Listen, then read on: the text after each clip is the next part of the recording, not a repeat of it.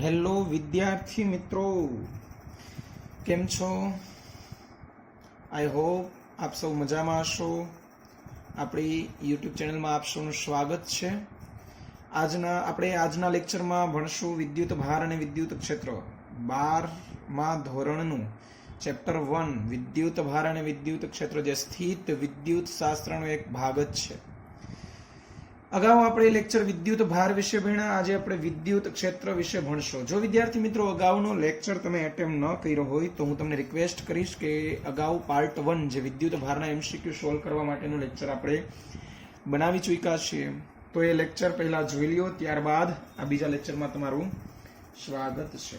તો મિત્રો શરૂઆત કરીએ કે આપણો ટોપિક જે છે, તો મિત્રો ટોપિકનું નામ છે વિદ્યુત ક્ષેત્ર. આ વિદ્યુત ક્ષેત્ર જે છે એની બેઝિક માહિતી હું તમને આપી દઉં. પહેલા કે ધારો કે અવકાશમાં કોઈ વિદ્યુત ભાર છે, ધારો કે વિદ્યુત ભાર છે ક્યુ. આ વિદ્યુત ભાર ક્યુ જે છે એ વિદ્યુત ભારની અસર આજુબાજુના તમામ વિસ્તારમાં પ્રવર્તી હશે. જો ધન હશે તો વિદ્યુત ક્ષેત્ર બહારની તરફ હશે, ઋણ હશે તો વિદ્યુત ક્ષેત્ર અંદર તરફ હશે. જેટલા વિસ્તાર સુધી આ અસર પ્રવર્તમાન હશે એ વિસ્તારને આપણે તે વિદ્યુત ભારનું વિદ્યુત ક્ષેત્ર તરીકે ઓળખીએ છીએ મિત્રો. હવે આ વિદ્યુત ભાર જે છે એનું વિદ્યુત ક્ષેત્ર એ વિદ્યુત ભાર પદાર્થ ઉપર કઈ રીતે પ્રવર્તમાન છે, તો સૌ પ્રથમ હું વાત કરીશ બિંદુવત વિદ્યુત ભારનું વિદ્યુત ક્ષેત્ર. ધારો કે અહીં આકૃતિમાં એક બિંદુવત વિદ્યુત ભાર ક્યુ છે અને અહીંયાથી એક બિંદુ છે, આપણે બતાવીએ કે બિંદુ પી બિંદુ છે, અહીંયાથી અંતર આર છે મિત્રો. તો આ પી બિંદુ પર આ વિદ્યુત ભારની કંઈક અસર પ્રવર્તી હશે અને આ અસર એટલે બિંદુવત વિદ્યુત ભારનું વિદ્યુત ક્ષેત્ર કે ક્યુ અપોન આર સ્ક્વેર મિત્રો, એટલે કે અંતરના વર્ગના વ્યસ્ત પ્રમાણમાં છે મિત્રો. અંતર વધે વિદ્યુત ક્ષેત્ર ઘટે. જો આ પી બિંદુને દૂર તરફ લઈ જાઓ તો વિદ્યુત ક્ષેત્ર ઘટતું જશે અને જ્યારે અંતર અનંત થઈ જશે ત્યારે વિદ્યુત ક્ષેત્ર ઘટી ઘટીને 0 થઈ જશે મિત્રો. ત્યારબાદ આ જે વિદ્યુત ક્ષેત્ર છે એનો અંતર સાથેનો ગ્રાફ બતાવીએ મિત્રો, ઈ વિરુદ્ધ આર નો આલેખ. તો તમે જોવો છો મિત્રો કે અહીંયા ઈ ચલે છે 1/r સ્ક્વેર છે, એટલે 1/r સ્ક્વેર છે એટલે એનો ગ્રાફ આ રીતે બનશે. ઈ ચલે છે 1/r સ્ક્વેર નો ગ્રાફ મિત્રો. ઓકે, ત્યારબાદ આપણે સમજીએ કે આ વિદ્યુત ભાર જે છે, આ વિદ્યુત ભાર પ્લસ ક્યુ અહીંયા છે મિત્રો. આ વિદ્યુત ભાર થી આર જેટલા અંતરે, હમણાં આપણે ચર્ચા કરીએ મુજબ કે પી બિંદુ છે, ધન વિદ્યુત ભાર છે તો વિદ્યુત ક્ષેત્ર બહાર તરફ હશે. જો ઋણ હોય તો મિત્રો અંદર તરફ હોય. તો એ તમે સૌ સારી રીતે જાણો છો. તો આ પી બિંદુ પાસે ઉદ્ભવતું વિદ્યુત ક્ષેત્ર તો સદિશ રાશિ છે મિત્રો. તો સદિશ ઈ ઇઝ ઇક્વલ ટુ કે ક્યુ અપન આ અંતર છે આર છે, R square into caret R મિત્રો, અથવા આ સૂત્ર K Q upon R cube into સદિશ આર મિત્રો. તો આ યાદ રાખવાનું છે સૂત્ર. આ બિંદુવત વિદ્યુત ભારની વાત થઈ મિત્રો. ત્યારબાદ આપણે ચર્ચા કરીએ કે જો આ વિદ્યુત ભાર કોઈ રિંગ ઉપર હોય, એટલે કે રિંગને લીધે ઉદ્ભવતું વિદ્યુત ક્ષેત્ર આપણે સમજવું છે મિત્રો. તો રિંગ ધારી લે મિત્રો કે આ રિંગ છે, આ રિંગની સરફેસ પર મિત્રો વિદ્યુત ભાર પ્રસ્થાપિત છે. તો આ રિંગ કે જેની ત્રિજ્યા મિત્રો આપણે કેપિટલ આર લઈ લઈએ, આ રિંગની અક્ષ છે મિત્રો, આ અક્ષ પરનું એક બિંદુ છે. હવે મિત્રો આપ સૌ જાણો છો કે આ ધન વિદ્યુત ભાર છે, એટલે ઉપર આ દરેક બિંદુવત વિદ્યુત ભાર જે છે એ દરેકને કારણે આ વિદ્યુત ક્ષેત્ર પી બિંદુ પર મળશે, એટલે આ તરફ મળશે. જેવું ઉપર છે એવું નીચે પણ છે, એટલે આ તરફ મળશે. હવે આના બે ઘટક મળશે મિત્રો, એક્સ ઘટક અને વાય ઘટક. એ જ રીતે આના પણ બે ઘટક મળશે, એક્સ ઘટક અને વાય ઘટક. તો વાય ઘટક જે મિત્રો છે એના કારણે ઉદ્ભવતું પરિણામી વિદ્યુત ક્ષેત્ર નાબૂદ થઈ જશે અને માત્ર વધશે મિત્રો એક્સ ઘટક. તો એક્સ ઘટક જે આ છે મિત્રો એક્સ દિશામાં મળશે. એટલે કે તમારે યાદ રાખવાનું છે મિત્રો કે આ જે રિંગ છે એ રિંગના ક્ષેત્રફળ સદિશ જે દિશામાં હોય એ દિશામાં એનું વિદ્યુત ક્ષેત્ર હશે. રિંગ જે રાખેલી છે આ રિંગ છે એના કેન્દ્રમાંથી પસાર થતી એટલે કે રિંગની અક્ષ પર વિદ્યુત ક્ષેત્ર મળશે. ધન વિદ્યુત ભાર હોય મિત્રો તો આ રિંગની અક્ષ પર બહાર તરફ અને ઋણ વિદ્યુત ભાર હોય તો એના માટે અંદર તરફ હોય છે મિત્રો. હવે આ E ઓફ x શોધવાનું મિત્રો સૂત્ર છે આપણી પાસે કે kq into x upon r square plus x square raised to 3/2 મિત્રો. મિત્રો અહીંયા x જે છે એ અક્ષથી બિંદુનું અંતર છે મિત્રો. x અક્ષ છે એટલે મેં x નામ આપ્યું છે. હવે જો મિત્રો આ જ બિંદુ એટલે કે આ x અંતરે રહેલું p બિંદુ ખૂબ જ દૂર હોય એટલે કે એની ત્રિજ્યાની સરખામણીમાં ખૂબ જ મોટું હોય એટલે કે મોટા અંતરે હોય મિત્રો, તો મોટા અંતરે વિદ્યુત ક્ષેત્ર શોધવું હોય તો E of x is equal to kqx. x ખૂબ જ મોટું છે એટલે r ને અવગણી નાખશું તો x સ્ક્વેર રેઝ ટુ 3/2 એટલે x ક્યુબ બનશે મિત્રો. તો x x કેન્સલ બનશે તો kq upon x સ્ક્વેર. જે મિત્રો જાણો છો કે આપણે ઉપર kq upon r સ્ક્વેર જેવું જ સૂત્ર છે મિત્રો. અહીંયા kq upon r સ્ક્વેર આવેલું છે એના જેવું જ અહીંયા kq upon x સ્ક્વેર છે. તો મિત્રો આ યાદ રાખજો કે રિંગની અક્ષ પર ખૂબ જ મોટા અંતરે વિદ્યુત ક્ષેત્ર એ અંતરના વર્ગના વ્યસ્ત પ્રમાણમાં છે મિત્રો. તો આ હતું રિંગના કારણે ઉદ્ભવતું વિદ્યુત ક્ષેત્ર. જે મોટા અંતર હોય તો એ બિંદુવત જેવું જ છે મિત્રો. જે બિંદુવત વિદ્યુત ભારનું વિદ્યુત ક્ષેત્ર તમે ભણી ચૂક્યા છો એના જેવું જ છે મિત્રો. તો આટલું યાદ રાખી લ્યો મિત્રો. આ રિંગની વાત હતી મિત્રો. ત્યારબાદ આપણે જે ચર્ચા કરશું મિત્રો એ હવે આપણે તકતી હોય મિત્રો તો શું કરવું મિત્રો. તો આપણે વાત કરીએ કે તકતી માટે r ત્રિજ્યાની તકતી છે મિત્રો. અહીંયા ચાલો આ r ત્રિજ્યાની તકતી છે. રિંગ અને તકતીમાં મિત્રો તમને ડિફરન્સ ખબર છે. તકતી એટલે ડીશ મિત્રો, થાળી, અંદર દ્રવ્ય ભરેલું હોય, જ્યારે રિંગ છે એટલે વીટી છે. તો આ તકતી છે એટલે અંદર દ્રવ્ય ભરેલું છે એટલે રિંગ અને તકતીમાં આટલો ડિફરન્સ છે. રિંગમાં માત્ર સરફેસ ઉપર ચાર્જ રહી શકે, ડિસ્ટ્રીબ્યુશન થાય, જ્યારે તકતીમાં એની સપાટી પર અને એની અંદર પણ હોય છે. આ એનું કેન્દ્ર છે રિંગનું. અહીંયાથી આ જે છે એની ત્રિજ્યા છે મિત્રો કેપિટલ R. અહીંયાથી ધારો કે x અંતરે રહેલું p બિંદુ છે મિત્રો. આ અંતર x છે. તો આ p બિંદુ પર વિદ્યુત ક્ષેત્ર અગાઉ આપણે ચર્ચા કરી એ મુજબ x દિશામાં જ મળશે મિત્રો. એનો y યામ મિત્રો 0 બનશે. આ યાદ રાખજો મિત્રો, y યામ 0 બનશે, માત્ર x અક્ષ પર મળશે. પરિણામી વિદ્યુત ક્ષેત્ર x અક્ષ ઉપર જો તકતીની વાત આવે મિત્રો તો એનું સૂત્ર હું તમને અહીંયા યાદ રાખવા માટેની વાત કરીશ કે E is equal to 2kq by r square મિત્રો, bracket of 1 minus x upon under root of x square plus r square મિત્રો. તો આ સૂત્ર યાદ રાખવું પડશે મિત્રો. તકતી હોય કેપિટલ R ત્રિજ્યાની તકતી છે કે એના કેન્દ્રથી અક્ષ પર x અંતરે જો p બિંદુ હોય તો એનું વિદ્યુત ક્ષેત્ર શોધવા માટેનું સૂત્ર છે મિત્રો. તો સૂત્ર યાદ રાખી લઈએ મિત્રો, 2kq by r square bracket of 1 minus x upon under root of r square એટલે કે આ અંતર કર્ણ જે છે એ મિત્રો તમને ખ્યાલ હોવો જોઈએ under root of r square plus x square બનશે. તો આટલું યાદ રાખી લે મિત્રો કે 1 minus x upon under root of x square plus r square. આ જે છે મિત્રો આ સૂત્રને જો રિંગ તકતી છે મિત્રો એટલે એને પૃષ્ઠ ઘનતા હશે મિત્રો. તો તકતીની પૃષ્ઠ ઘનતાનું સૂત્ર સિગ્મા ઇઝ ઇક્વલ ટુ કુલ વિદ્યુત ભાર q અપન તકતીનું ક્ષેત્રફળ q બાય a છે મિત્રો. તો તકતીનું ક્ષેત્રફળ તમને ખ્યાલ હોવું જોઈએ મિત્રો કે તકતીનું ક્ષેત્રફળ થાય q is equal to 2 pi r dr મિત્રો. dr એટલે એની પહોળાઈ છે મિત્રો. આ જે તકતી છે એની પહોળાઈ મિત્રો, અને આપણે dr કહીશું. પણ આવું સૂત્ર યાદ રાખવું એના બદલે તમે મિત્રો આ સૂત્ર યાદ રાખી લ્યો, સિગ્મા બાય 2 એપ્સિલોન 0 અહીંયા આવશે. એનું કારણ મિત્રો તો k ઇઝ ઇક્વલ ટુ તમે 1/4 પાઈ એપ્સિલોન 0 મૂકશો. ઓકે, 1/4 પાઈ એપ્સિલોન 0 મૂકશો. સોરી, તકતી છે મિત્રો તો અહીંયા ક્ષેત્રફળ આપણે q બાય ગોળા જેવું લેશું 4πr². અને આ સૂત્ર ન લેવું હોય મિત્રો તો હજી આપણી પાસે એક રજૂઆત કરી શકાય એવું સૂત્ર છે કે સિગ્મા ઇઝ ઇક્વલ ટુ સૂત્ર છે Q/A. તો Q/A ઇઝ ઇક્વલ ટુ મિત્રો સૂત્ર યાદ રાખીએ 4πr². તો સિગ્મા બાય 2ε0 અહીંયા બની જશે. બાકીનું એઝ ઇટ ઇઝ મિત્રો. તો આ સૂત્ર યાદ રાખી લ્યો મિત્રો x² + r².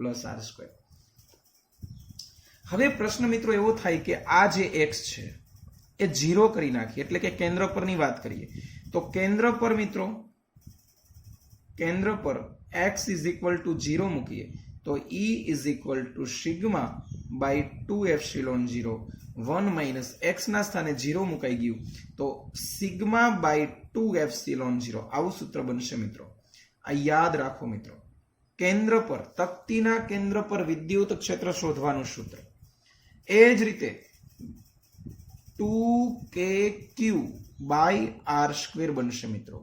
તો આ સૂત્ર છે તક્તીના કેન્દ્ર પર શોધવા માટેનું વિદ્યુત ક્ષેત્ર શોધવા માટેનું સૂત્ર મિત્રો. તો યાદ આઈ હોપ કે તમે સૌ સારી રીતે સમજી ચૂક્યા હશો. તો આ તક્તી માટેના સૂત્રો છે મિત્રો, બરાબર યાદ રાખી લ્યો મિત્રો. હવે પ્રશ્ન આપણને એવું થાય કે તક્તી થી ખૂબ જ મોટા અંતરે શોધવું છે, એટલે કે x more greater than r મિત્રો. તો x more greater than r હોય તો માત્ર x ને રાખશો તો મિત્રો સૂત્ર શું બનશે? તો તક્તીથી અનંત અંતરે વિચારીએ મિત્રો, એટલે કે x more greater than r માટે તો E is equal to 2kq/r² bracket of 1 - x upon x more greater than r છે એટલે r ને ઉગણી નાખીએ તો x² નું વર્ગમૂળ x બનશે મિત્રો. Therefore x cancel 1 - 1 is equal to 0. તો મિત્રો આ પણ યાદ રાખવા જેવું છે. તક્તીથી ખૂબ મોટા અંતરે વિદ્યુત ક્ષેત્ર 0 બની જાય મિત્રો. ઓકે, તો આ હતું મિત્રો તક્તી માટેનું વિદ્યુત ક્ષેત્ર. તો તમારે સૂત્રો યાદ રાખવાના છે, નોટ ડાઉન કરતા જજો. તો આ તક્તી માટેનું વિદ્યુત ક્ષેત્રની વાત હતી. તો હવે મિત્રો સમતલની વાત કરીએ કે કોઈ સમતલ હોય મિત્રો, કોઈ પૃષ્ઠ હોય તો આ સમતલ માટે જે વિદ્યુત ક્ષેત્ર જે છે એ શોધવા માટે ના સૂત્ર ક્યાં હોય મિત્રો? તો હમણાં જે આપણે ચર્ચા કરી એ મુજબ કે સમતલને લીધે કોઈ સમતલને લીધે વિદ્યુત ક્ષેત્ર શોધવું હોય, કોઈ પૃષ્ઠ હોય, ધારો કે એક સમતલ છે મિત્રો, આપણે અહીંયા સમતલ બનાવી દઈએ.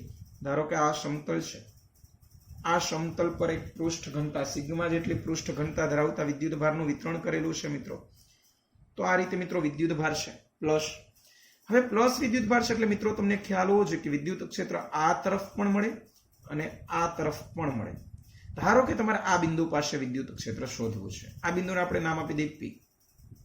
તો મિત્રો એક અગત્યની લાક્ષણિકતા કે P બિંદુ પર જે વિદ્યુત ક્ષેત્ર મળશે E ઓફ x અક્ષ ઉપર મળે છે, કારણ કે આ જે પૃષ્ઠ છે એને લંબ રૂપે બહાર તરફ મળશે. એટલે કે અત્યારે હું આ અક્ષને x અક્ષની પસંદગી કરેલી છે.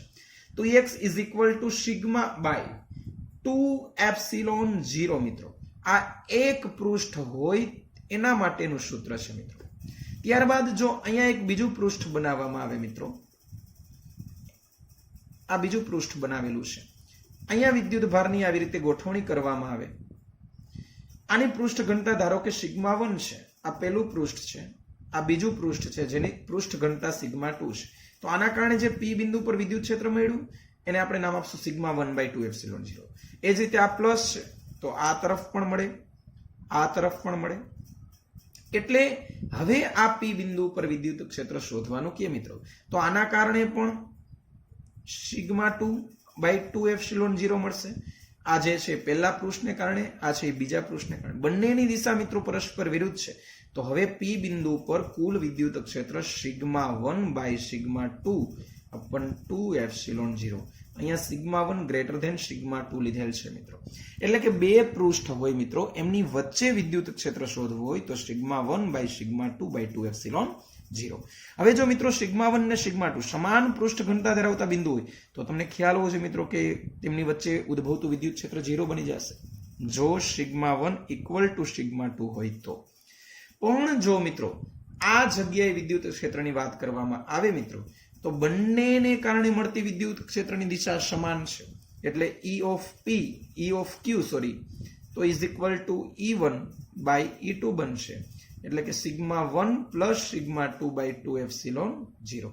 એ જ રીતે આ બિંદુને નામ આપી દે S, તો આ S બિંદુ પર પણ આ જ રીતે E1 પ્લસ E2 એટલે કે sigma 1 plus sigma 2 by 2 epsilon 0.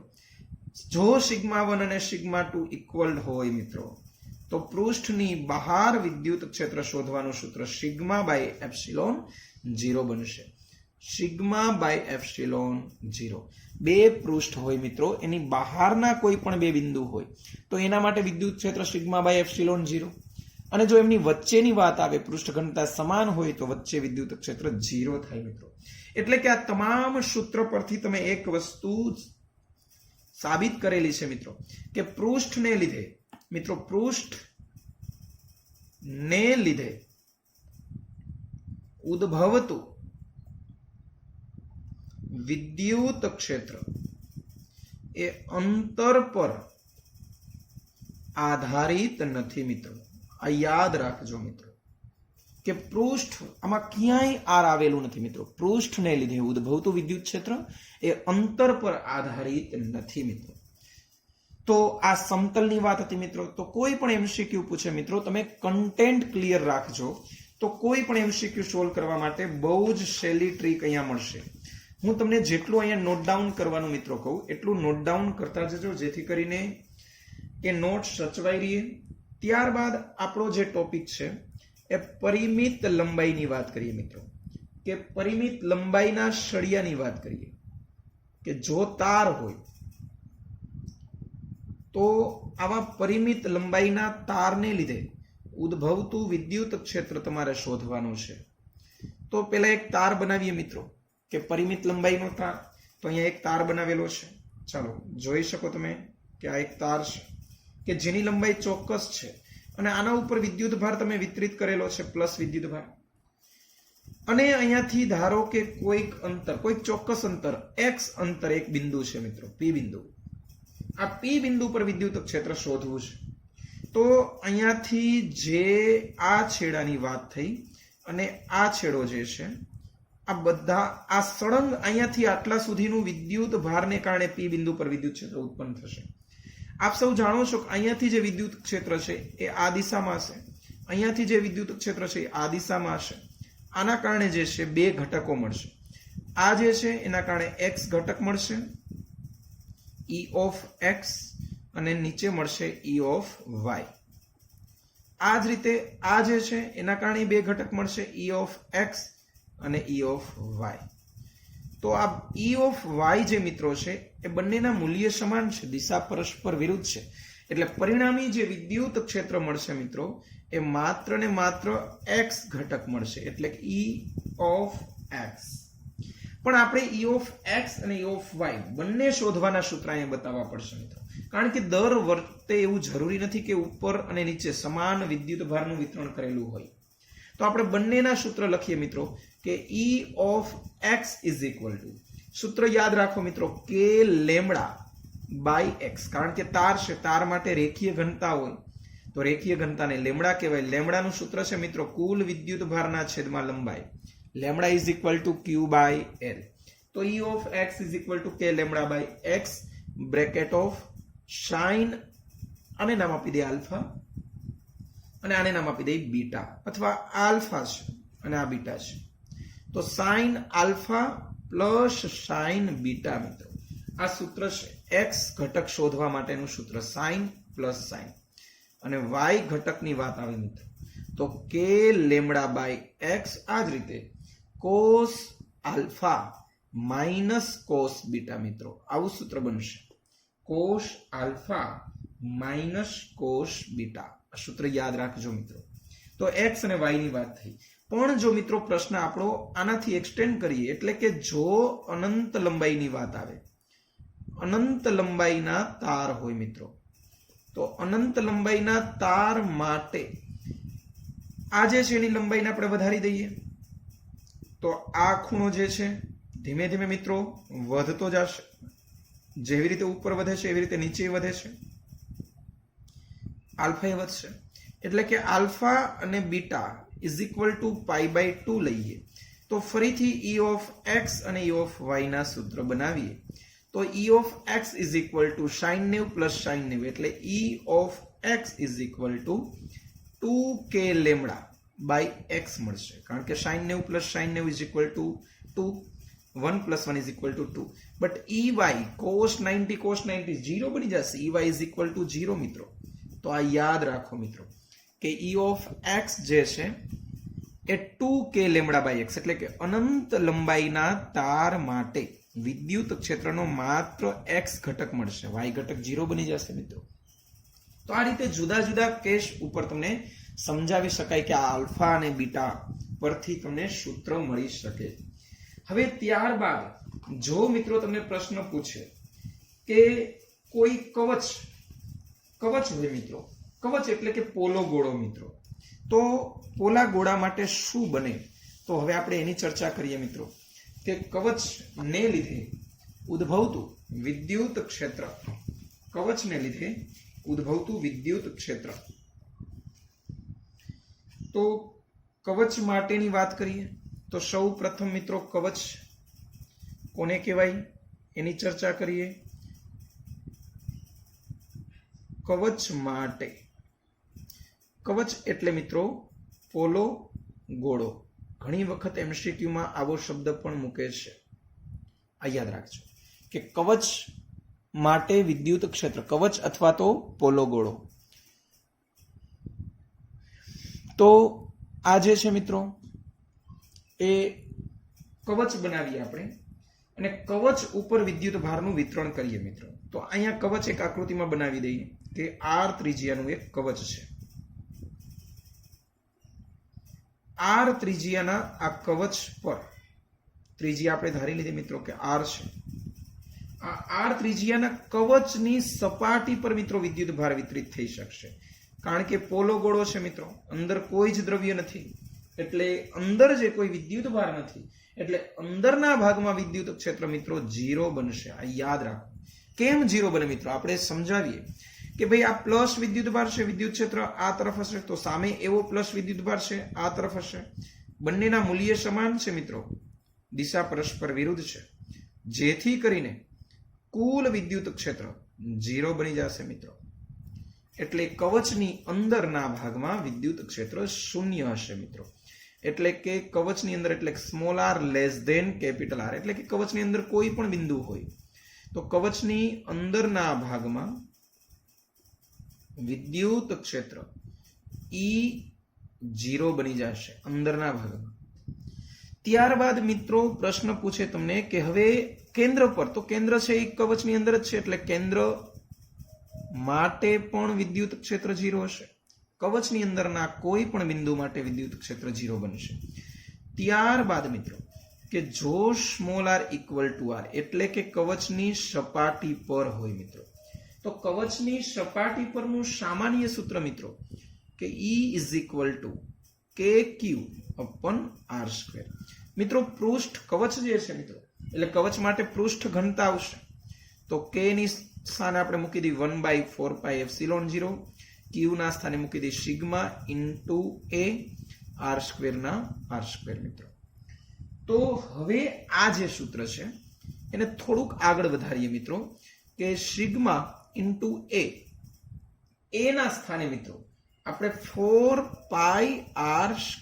આવું બનાવીએ ત્યારબાદ 4πε0 R² તો R² કેન્સલ થઈ જશે મિત્રો 4π કેન્સલ થઈ જશે therefore સિગ્મા બાય એપ્સિલોન0 મિત્રો તો આ યાદ રાખજો બે સૂત્ર વિના કવચની સપાટી પર KQ/R² અને બીજું સૂત્ર છે મિત્રો સિગ્મા બાય એપ્સિલોન0 ઓકે સિગ્મા એટલે પૃષ્ઠ ઘનતા sigma is equal to Q upon A મિત્રો A એટલે ગોળાનું ક્ષેત્રફળ 4πr² મિત્રો તો આ યાદ રાખજો હવે મિત્રો આ જે કવચની સપાટી પરનું સૂત્ર મેળવ્યું ત્યારબાદ આપણે કવચની બહારના બિંદુની વાત કરીએ મિત્રો કે કવચની બહાર એટલે કે small r greater than capital R હોય મિત્રો તો કવચની બહારનું વિદ્યુત ક્ષેત્રનું સૂત્ર આ જ રીતે KQ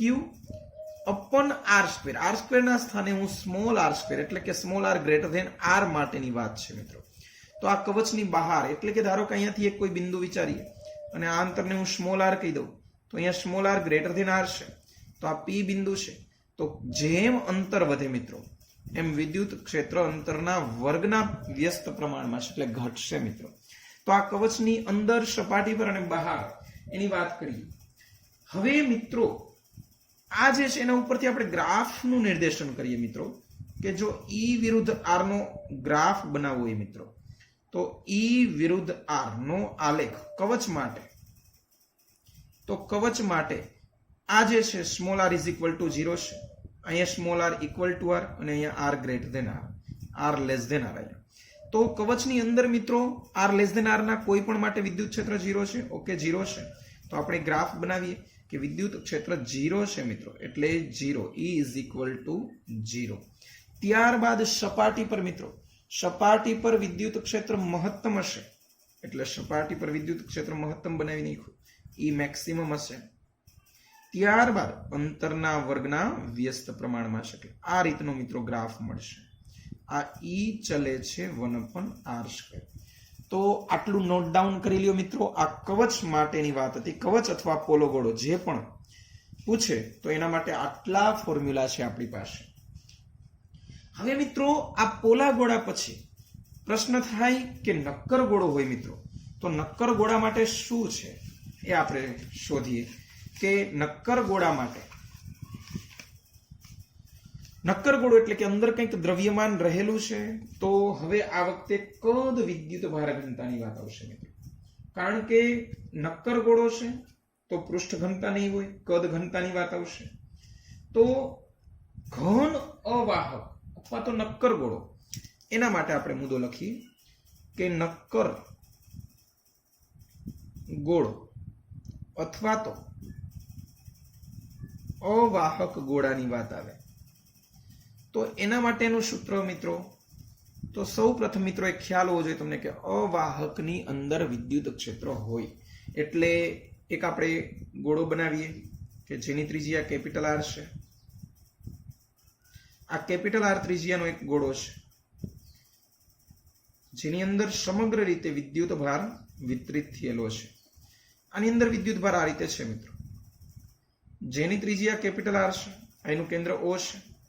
અહીંયાથી આ અંતરને આપણે R બતાવીએ કે કેપિટલ R ત્રિજ્યાનો એક નક્કર ઘન અવાહક ગોળો છે. તો આ ગોળાના અંદરના બિંદુની વાત કરીએ તો તમારે અંદરના બિંદુ માટેનું સૂત્ર યાદ રાખવાનું છે મિત્રો કે ગોળાની અંદર વિદ્યુત ક્ષેત્ર શોધવું હોય મિત્રો તો KQ upon R³ into x એટલે કે અહીંયાથી આ બિંદુની વાત કરીએ P1 બિંદુ તો આ P1 નું કેન્દ્રથી અંતર x લીધેલું છે એટલે કે ગોળાની અંદર વિદ્યુત ક્ષેત્ર અંતરના સમ પ્રમાણમાં છે મિત્રો એવું ખ્યાલ પડે. પણ જો આ P1 બિંદુ છે એને હું ખેંચીને કેન્દ્ર ઉપર લઈ આવું તો મિત્રો કેન્દ્ર પર x ઇઝ ઇક્વલ ટુ 0 થઈ જશે એટલે કે કેન્દ્ર ઉપર વિદ્યુત ક્ષેત્ર 0 હશે. તો યાદ રાખજો મિત્રો કે કેન્દ્ર પર વિદ્યુત ક્ષેત્ર ગોળાના નક્કર ગોળો અથવા અવાહક ઘન વાહક અવાહક ઘન ગોળા ને લીધે કેન્દ્ર પર વિદ્યુત ક્ષેત્ર શોધવાનું હોય તો 0. અંદરના ભાગે વિદ્યુત ક્ષેત્ર સમપ્રમાણમાં છે એટલે કે E ચલે છે x.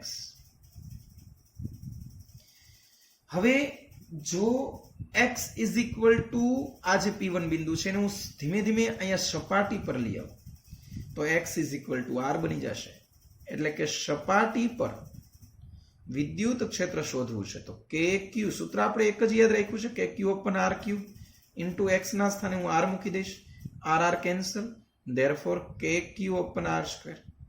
તો મિત્રો મોટા ભાગના રિંગ હોય ગોળો હોય તો મોટા ભાગમાં સપાટી પર વિદ્યુત ક્ષેત્ર શોધવાનું એક જ સૂત્ર હોય છે KQ અપન R². ત્યારબાદ હવે જો આ P1 બિંદુ છે એને હું ખેંચીને આમ દૂર લઈ જાઉં અને અહીંયા પહોંચી ગયા છીએ આપણે તો આ જે P2 બિંદુ છે એ ગોળાની બહાર છે અને આ અંતરને હું અત્યારે x કહું છું. જો અહીંયા x ગ્રેટર ધેન r છે મિત્રો તો હવે જો ગોળાની બહારની વાત આવે મિત્રો તો કે ક્યુ અપોન એક્સ સ્ક્વેર. મિત્રો ખાલી આટલો ડિફરન્સ કે જે મોટું હોય એને નીચે છેદમાં મૂકી દો. સૂત્ર એક જ યાદ રાખો કે ક્યુ અપોન આર સ્ક્વેર. આર ના સ્થાને મેં એક્સ મૂકેલો છે તો કે ક્યુ અપોન એક્સ સ્ક્વેર એટલે કે ઈ ચલે છે 1/x સ્ક્વેર. મિત્રો તો સૌથી પહેલા યાદ રાખો કે સપાટી ઉપર વિદ્યુત ક્ષેત્ર મેક્સિમમ હોય, કેન્દ્ર ઉપર 0 હોય, અંદરના ભાગે અંતરના સમપ્રમાણમાં હોય, બહારના ભાગમાં અંતરના વર્ગના વ્યસ્ત પ્રમાણમાં હોય. તો આ બધા જ મૂલ્ય પરથી આપણે ગ્રાફ બનાવીએ મિત્રો કે ગોળા માટે ઈ વિરુદ્ધ x નો આલેખ બનાવીએ તો કેન્દ્ર માટે x = 0 છે, સપાટી માટે x = r છે અને બહાર માટે x > r છે. તો અંદરના ભાગે સમપ્રમાણમાં છે મિત્રો. સમપ્રમાણતાનો ગ્રાફ સુરેખ હોય તો આપણે બનાવીએ કે સપાટી સુધીના બિંદુ અહીંયા સુધી આ ગ્રાફ સુરેખ હશે એટલે કે ઈ ચલે છે x. સપાટી પર મહત્તમ બની જશે ઈ મેક્સિમમ. ત્યારબાદ અંતરના વર્ગના વ્યસ્ત પ્રમાણમાં છે તો અંતરના વર્ગના વ્યસ્ત પ્રમાણમાં ઈ ચલે છે 1/x². તો મિત્રો આ યાદ રાખી લ્યો. આ ઘન અવાહક ગોળાની વાત હતી મિત્રો. હવે મિત્રો નળાકારની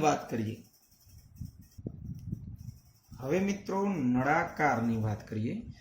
કે અહીં કેપિટલ R ત્રિજ્યાનો એક નળાકાર દર્શાવેલ છે. આ નળાકારની અક્ષ પર મેં વિદ્યુત ભારનું વિતરણ બતાવેલું છે મિત્રો. તો અહીં પણ વિદ્યુત ભારની રેખીય ઘનતા જ આવશે કારણ કે એક પરિમાણ છે, અક્ષ ઉપરની જ વાત છે. તો આ પ્લસ વિદ્યુત ભારને કારણે ઉદ્ભવતું વિદ્યુત ક્ષેત્ર જુદા જુદા બિંદુ માટે ચર્ચા કરીએ મિત્રો. સૌ પ્રથમ નળાકારની અંદર x જેટલા અંતરે આવેલા બિંદુ માટે વાત કરીએ. તો નળાકારની અંદર વિદ્યુત ક્ષેત્ર 2k λ/r² x. આ સૂત્ર છે મિત્રો. હવે આ એક જ સૂત્ર ઉપરથી આપણે જુદા જુદા બનાવશું કે ભાઈ સૂત્ર એક જ છે 2k λ/r² x. અહીંયા k અને લેમડાની વાત કરી દે મિત્રો. તો આ લેમડા છે એ રેખીય ઘનતા છે. લેમડાનું સૂત્ર છે q/l મિત્રો. નળાકારની લંબાઈ મેં l ધારેલી છે. નળાકારની ત્રિજ્યા કેપિટલ R છે તો લેમડા = q/l મૂકી શકો. અને આ રીતે લેમડા મળી જાય ત્યારબાદ સીધા સૂત્રની અંદર કિંમત મૂકી દો, આન્સર મળી જાય. હવે અંદરના ભાગમાં તમને જો એમ કે મિત્રો કે અક્ષ પરના કોઈ બિંદુએ શોધો તો મિત્રો તમને ખ્યાલ હોવો જોઈએ કે અક્ષ પર એટલે કે આ એના કેન્દ્રો છે. આ બધા કેન્દ્રોને જોડતી એક રેખા બનાવીને આપણે અક્ષ કીધું છે. તો આ x છે એ ઘટીને 0 થઈ જશે. 0 થઈ જશે તો કેન્દ્ર પર વિદ્યુત ક્ષેત્ર 0 બની જશે કારણ કે x = 0 છે. તો આ અક્ષ પર વિદ્યુત ક્ષેત્ર શોધવાની વાત હતી મિત્રો. હવે જો મિત્રો તમને પૂછે કે સપાટી પર મિત્રો વિદ્યુત ક્ષેત્ર શોધો તો તમને ખ્યાલ હોવો જોઈએ મિત્રો કે સપાટી માટે x = બની જશે r. તો x ના સ્થાને હું r મૂકી દઉં તો 2k λ × r કેન્સલ થઈ જશે એટલે એક r વધશે તો 2k λ/r. મિત્રો આવું જ સૂત્ર તમને ખ્યાલ હોવો જોઈએ કે અનંત લંબાઈના તારને લીધે વિદ્યુત ક્ષેત્ર શોધવાનું હોય તો એના માટે પણ આ જ સૂત્ર છે. હમણાં આપણે ચર્ચા કરી તો 2k λ/r. હવે મિત્રો એમ કે બહારના ભાગમાં વિદ્યુત ક્ષેત્ર શોધો તો મિત્રો જ્યાં r છે અહીંયા x મૂકી દઈશ. અગાઉ પણ આપણે ચર્ચા કરી એ જ મુજબ 2k λ/x કારણ કે x > r છે. જે મોટું એને છેદમાં મૂકી દો. તો બસ આટલા સૂત્રો મિત્રો યાદ રાખવાના. સૂત્ર એક જ છે મિત્રો 2k λ/r² x. આ સૂત્રની અંદર જુદી જુદી કિંમત મૂકેલી છે. નળાકારના કોઈ પણ બિંદુ માટે વિદ્યુત ક્ષેત્ર શોધવાનું સૂત્ર આટલામાંથી તમને મળી જાય મિત્રો. તો આ યાદ રાખવાનું છે મિત્રો. ઓકે, તો હવે તારની વાત કરીએ મિત્રો કે જો તાર હોય તો તારને લીધે વિદ્યુત ક્ષેત્ર.